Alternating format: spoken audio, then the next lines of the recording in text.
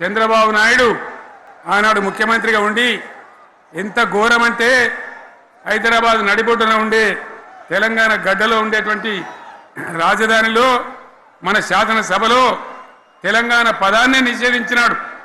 Telangana అనవద్దని speaker ద్వారా ruling ఇప్పించినారు. ఇదే జిల్లాకు చెందినటువంటి ప్రణయ్ భాస్కర్ గారు ఆ రోజు ఎమ్మెల్యేగా శాసనసభలో తెలంగాణ అంటే అది నేరమైనట్టుగా పరిగణించి తెలంగాణ పదాన్ని నిషేధించేటువంటి ప్రయత్నం చేసినారు. మిత్రులారా, మీకు అందరికీ చరిత్ర తెలుసు. ఆనాడైనా ఏనాడైనా ఈవెన్ ఈనాడైనా తెలంగాణకు విలన్ నంబర్ 1 కాంగ్రెస్ పార్టీ అని మనవి చేస్తా ఉన్నా. మనందరికీ కూడా తెలుసు ఆ విషయం. తెలంగాణ హైదరాబాద్ స్టేట్ పేరుతో ఉన్ననాడు ప్రజలు వద్దంటుంటే కూడా బలవంతంగా తెలంగాణను ఆంధ్రాతో కలిపిన వాళ్ళే. ఏందా బాబు, ఏందా పనిలేదా? రెడ్డి ఎవరెవరు పోండి, మీకేం పనిలేదా? ఈ 10 మంది కాదు కదా, సభ అంతా ఉంది కదా, ఉండండి, కామ్ ఉండండి, డిస్టర్బ్ చేయదు మీరు. అట్లా బలవంతంగా ఆనాడు ఆంధ్రలో విలీనం చేసింది కాంగ్రెస్ పార్టీ, జవహర్లాల్ నెహ్రూ. 69లో ఉద్యమం వస్తే 400 మంది తెలంగాణ బిడ్డలను పిట్టల్లాగా కాల్చి చంపింది ఇందిరాగాంధీ ప్రభుత్వం, ఆనాడు ఉన్నటువంటి కాంగ్రెస్ పరిపాలన. మళ్ళీ 2001 నుంచి మనం విజృంభిస్తే నంగనాచిలాగా ఇదే కాంగ్రెస్ వచ్చి మన బలాన్ని, మన ఊపును చూసి పొత్తు పెట్టుకొని తెలంగాణ ఇస్తామని నమ్మబలికి మనతో పొత్తు పెట్టుకున్నది కూడా మీరు చూసినారు. మళ్ళా ఎగ్గొట్టే ప్రయత్నం చేసినారు. 14 ఏళ్ళు ఏడిపించినారు. అది మీ అందరికి తెలుసు. వాళ్ళు ఎట్టెట్లా చేస్తూ ఉంటే వాళ్ళ మోసాన్ని కప్పేయడానికి నేను ఇదే జయశంకర్ సార్ కలిసి 36 పార్టీలతోని సమ్మతి లేఖలు తెచ్చినాం. దేశ రాజకీయ వ్యవస్థను మొత్తం ఒప్పించినాం. కాంగ్రెస్ మెడలు వంచినాం. అప్పటికి కూడా ముందుకు రాకపోతే కేంద్ర మంత్రి పదవుల్లో ఉన్నటువంటి మేమందరం, ఇక్కడ రాష్ట్రంలో మంత్రులుగా ఉన్నటువంటి మిత్రులు అందరం కూడా రాజీనామాలు వాళ్ళ ముఖాన కొట్టి బయటకు వచ్చి మళ్ళా ఉద్యమ జెండాలు పట్టుకున్నాం. ఆ తర్వాత కూడా కదిలిసి రాకపోతే నేను ప్రాణాలకు తెగించి చివరికి ఆమరణ దీక్షకు పొందుకున్న సంగతి కూడా మీకు తెలుసు. ఆ సందర్భంలో భయపడ్డ కాంగ్రెస్ పార్లమెంట్లో ప్రతిపక్షాలన్నీ కాంగ్రెస్ గొంతు పట్టుకుంటే అప్పుడు దిగివచ్చి తెలంగాణ కోసం ప్రకటన చేసిన విషయం మీకు తెలుసు. మళ్ళీ ప్రకటన వెనక్కి తీసుకొని మళ్ళా వెనుకకు పోయినారు. ఆ తర్వాత సకల జనుల సమ్మె కావచ్చు, సాగర హారాలు కావచ్చు, వంట వార్పులు కావచ్చు, అనేక రూపాలలో విజృంభించి మళ్ళీ భయంకరమైన పోరాటం చేసినాం.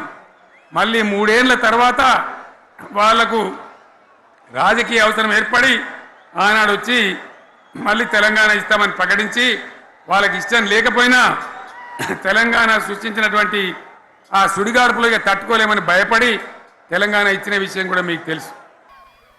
కేసీఆర్ కబద్దార్. ఇప్పుడు కూడా అబద్ధాలు చెప్పడం నీకు అలవాటు. నీ జీవితంలోనే అబద్ధాలు. 2004లో కాంగ్రెస్ పార్టీతో పొత్తు పెట్టుకున్నాడు. 2009లో మనతో పొత్తు పెట్టుకున్నాడు. 2014లో కథలు చెప్పాడు. ఆయనకు తెలంగాణ రాష్ట్రం వస్తే ఈరోజు మన ఎమ్మెల్యేలు కొనుక్కొని అందరిని కొనుక్కొని ఈయనేదో పెద్ద మహానాయకుడు మారిగా మనల్ని శాసించే పరిస్థితికి వచ్చాడు. ఏం తమ్ముళ్ళు మనల్ని తిట్టాడా లేదా మీరు చెప్పండి? తిట్టాడా? వల్గర్గా తిట్టాడా? ఆంధ్ర వాళ్ళు తెలంగాణ ద్రోహులు. మన తెలుగు తల్లి కించపరిచే విధంగా మాట్లాడాడు. మన ఉలవచారు వాళ్ళ పశువులు తింటాయంట. అదే మరి మన బిర్యానీ పేడ బిర్యానీ అంట. ఆంధ్ర వాళ్ళు పనికిరాని దద్దమ్మలంట. ఇప్పుడు నాకు కూడా తెలియలేదంట. కేసీఆర్, నువ్వు ఎక్కడ పెరిగావు కేసీఆర్? ఏం మాట్లాడుతున్నావు అని అడుగుతున్నా. నేను ఒకటే చెప్తున్నా తమ్ముళ్ళు, చాలా మంది మీరున్నారు ఇక్కడ. మీతో కూర్చున్న వ్యక్తే కదా కేసీఆర్. ఇప్పుడు నన్నే ఛాలెంజ్ చేస్తున్నాడు. పర్వాలే, ఇప్పుడిప్పుడే దారిలోకి వస్తున్నావు. నేను అడుగుతున్నా, ప్రత్యేక హోదా గురించి మీరు మాట్లాడారు, సంతోషం. మొన్న ఏం మాట్లాడారు మీరు? ఇస్తామని మాట్లాడారు. ఎప్పుడు తెలంగాణ ఎన్నికల కంటే ముందు ఆ రోజు కావాలని ఇస్తామని మాట్లాడారు. నరేంద్ర మోడీ వద్దంటే నరేంద్ర మోడీతో నేను విభేదించిన తర్వాత మేము ఇవ్వమన్నారు. నీకు ఆ ఇంట్రెస్ట్ ఉంటే నేను ప్రత్యేక హోదా పైన అవిశ్వాస తీర్మానం పెట్టాను. ఎందుకు అవిశ్వాస తీర్మానానికి మీరు రాలేదు, ఎందుకు మాకు సపోర్ట్ చేయలేదు చెప్పమని ఈ పెడన సభ ద్వారా కేసీఆర్ నిలదీస్తున్నారని చెప్పి కూడా నేను మీకు తెలియజేస్తున్నాను. ఆంధ్రప్రదేశ్ అభివృద్ధి అవుతా ఉంటే ఈ కేసీఆర్ అసమర్థుడు ఏమీ చేయలేకుండా నా మీద కుట్రబంతున్నాడు. హైదరాబాదు ఉమ్మడి రాజధాని, 10 సంవత్సరాలు ఉమ్మడి రాజధాని. మీకెంత హక్కు ఉందో నాకు అంతే హక్కు ఉంది. కబద్దారి ఈ విషయం మీరు గుర్తుపెట్టుకోవాల్సిన అవసరం ఉంది. ఎన్నికల సమయంలో అన్ని రాజకీయ పార్టీలు ఎన్నికల నియమావళికి కట్టుబడి ఉండాలి. అంతేగాని ప్రభుత్వం అధికారంలో ఉందని స్టింగ్ ఆపరేషన్లు చేయడం, తప్పుడు డాక్యుమెంట్లు తయారు చేయడం, ఫోన్లు ట్యాప్ చేయడం, ఇది నీచాతి నీచం అని చెప్పి కూడా నేను మీకు తెలియజేస్తున్నా. ఫోన్లు ట్యాప్ చేసి గవర్నమెంట్లే పడిపోయినాయి. ఈ రోజు నేను ఒక వ్యక్తి కాదు, ఆంధ్రప్రదేశ్ ముఖ్యమంత్రిని, మీ గౌరవాన్ని కాపాడే ప్రతినిధిని. అలాంటిది నా ఫోన్ ట్యాప్ చేసే అధికారం ఈ కేసీఆర్కి ఎవరిచ్చారో మీరే చెప్పాల్సిన అవసరం ఉంది. నేనేమైనా తెలంగాణలో ఈ కేసీఆర్కి సర్వెంట్ తమ్ముళ్ళని మిమ్మల్ని అడుగుతున్నా. నాదొక ప్రభుత్వం, నీదొక ప్రభుత్వం. హైదరాబాద్ ఉమ్మడి రాజధాని. లా అండ్ ఆర్డర్ గవర్నర్ చేతిలో ఉండాలి. అలాంటిది మీరు మా మీద ఫోన్ ట్యాపింగ్లు చేసి ఫ్యాబ్రికేటెడ్ డాక్యుమెంట్స్ పెట్టుకొని నన్ను బెదిరించాలంటే నీ తరం కాదు. ఆ విషయం మీరు గుర్తుపెట్టుకోవాల్సిన అవసరం ఉంది. మీకు ఏసీబీ ఉంది, నాకు ఏసీబీ ఉంది. మీరు హైదరాబాద్ లో ఉన్నారు, నేను కూడా నా ఏసీబీ హైదరాబాద్ లోనే ఉంది. నీకు పోలీసులు ఉన్నారు, మాకు కూడా పోలీసులు హైదరాబాద్ లోనే ఉన్నారు. హైదరాబాద్ లో ఆంధ్ర వాళ్ళని తిడుతూ ప్రతిరోజు ఇష్టం వచ్చినట్టు ఆంధ్ర వాళ్ళ ఇండ్లు కూల్చేయడానికి పోయాడు ఈ పెద్ద మనిషి. నేను అడుగుతున్నా, మా ఫోన్లు ట్యాప్ చేసినప్పుడు సెక్షన్ 8 ఉంటే, అధికారాలు గవర్నర్కు ఉంటే మా మీద పెత్తనం చెలాయించడానికి మీరెవరని నేను అడుగుతున్నా. ఈ రోజు నేను ఎన్నోసార్లు చెప్పాను, ఆంధ్రప్రదేశ్ రాష్ట్రంలో, తెలంగాణ రాష్ట్రంలో అందరూ తెలుగువారే ఉన్నారు. వీళ్ళకు వాళ్ళకు భేదాభిప్రాయాలు లేవు. కానీ రాజకీయ నాయకులు స్వార్థం కోసం, రాజకీయ లబ్ధి కోసం మన మధ్య చిచ్చు పెట్టారు. కావాలని సూటిపోటి మాటలు మాట్లాడారు, అవమానాలు చేశారు, ఇప్పుడు కూడా చేస్తూనే ఉన్నారు. ఇంకో పక్కన మీరు ఒకసారి చూస్తే టీఆర్ఎస్ పార్టీకి ఎన్నోసార్లు చెప్పాను, 2 రాష్ట్రాల్లో తెలుగువారే ఉన్నారు, 2 ప్రభుత్వాలు సహకరించుకుందాం, సమస్యలు పరిష్కారం చేసుకుందాం, కలిసిమెలిసి పనిచేద్దాం.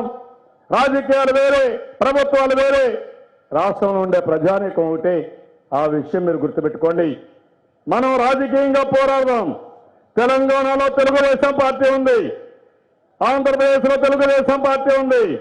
ఇక్కడ మనం అధికారంలో ఉన్నాం, అక్కడ ప్రతిపక్షంలో నేనంటే తెలుగుదేశం పార్టీ ఇక్కడ ఉండకూడదని కక్షగట్టి పనిచేస్తారు. ఇది ఎక్కడ న్యాయం మీరే ఆలోచించుకోవాల్సిన అవసరం ఉంది. మొన్నటి వరకు కరెంటు కావాలన్నారు, నేను కరెంటు ఇస్తాను, చట్ట ప్రకారం పనిచేస్తానంటే ఇప్పుడు మాకు కరెంటు వద్దంటారు. అంటే ఇష్టానుసారంగా ప్రవర్తించి నన్ను కూడా బ్లాక్మెయిల్ చేయాలని నిన్న జరిగిన సంఘటనలో ఆ హోమ్ మినిస్టర్ మాట్లాడతాడు, నా మీద కూడా కేసు పెడతామని. నేను ఒకటే చెప్తున్నా, నీతికి నిజాయితీకి మారు పేరు తెలుగుదేశం పార్టీ.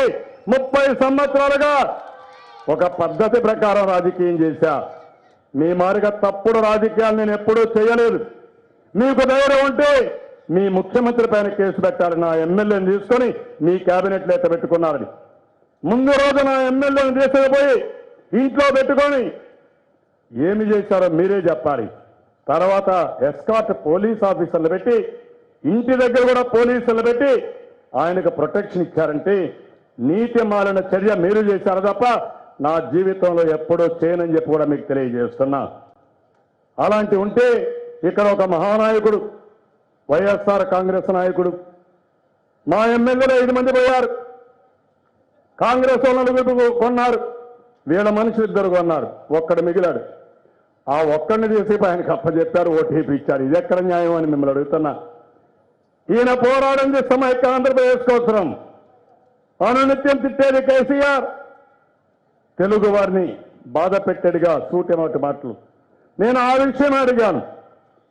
హైదరాబాద్ నేనే అభివృద్ధి చేశాం, తెలంగాణను మేమే అభివృద్ధి చేశాం. నీ కోసరం కాదు, తెలంగాణ ప్రజల కోసం చేశాం. ఎన్టీఆర్ చేశాడు, తర్వాత నేను చేశాను. ఈరోజు తెలంగాణలో తెలుగుదేశం పార్టీ ఉంటుంది. ఎవరైతే బడుగు బలహీన వర్గాలకు రాజ్యాధికారం ఇచ్చాం, నేను సంపద సృష్టించాను. ఈ సంపద పేదవాళ్ళకు తీసుకుపోవడం, మీరు దుర్వినియోగం చేస్తే పోరాడడం మా బాధ్యత. నేను ఉంటానంటే దానిపైన నా మీద కూడా ఖర్చు కట్టి మాట్లాడుతున్నాడు ఒక ముఖ్యమంత్రిని కూడా లెక్క లేకుండా. వీటికి నేను భయపడను, మీకు తెలుసు. ఒకటే గుర్తుపెట్టుకోవాలి, బుల్లెట్ లాగా దూసకపోతాను తప్ప ఎవ్వరికి భయపడే సమస్య లేదు. తెలుగు జాతి కోసం పనిచేస్తాను, తెలుగు వాళ్ళ కోసం పనిచేస్తాను. మళ్ళీ ఆంధ్రప్రదేశ్ రాష్ట్రంలో తెలంగాణలో తెలుగు వారిని కలుపుతాను. నువ్వేదో తాటాకు చెప్పులకు కుందేళ్లు భయపడవు తమ్ముళ్ళు, గుర్తుపెట్టుకోండి. ఆ విషయం గుర్తుపెట్టుకోవాల్సిన అవసరం ఉంది. చరిత్రహీనులు కొంతమంది తయారయ్యారు. ఎవరైతే నిన్నటి వరకు సమైక్యం గురించి మాట్లాడిన వాళ్ళు మీ ఎమ్మెల్యేలు కొంటే కూడా నువ్వు పోరాడకుండా మళ్ళీ ఎత్తటి ఒక ఎమ్మెల్యే దగ్గర ఓటీపీ ఇచ్చావంటే, నువ్వు నన్ను గురించి మాట్లాడుతున్నావంటే 16 కేసుల్లో నిందితుడు నా అవినీతి గురించి మాట్లాడతాడు. నిప్పులాగా బ్రతిక జీవితాంతం బ్రతుకుతా. నా ఆలోచన, నా ధ్యేయం ఒకటే, పేదవాళ్ళకు న్యాయం జరగాలి, సమర్థవంతమైన పాలన ఇవ్వాలి. భారతదేశంలోని నెంబర్ 1 రాష్ట్రంగా ఆంధ్రప్రదేశ్ తయారు కావాలి. అది నా ఆశ, అది నా ఆలోచన. ఇది సాధించే వరకు రాజీ ఉండదని చెప్పి కూడా నేను మీకు తెలియజేస్తాను.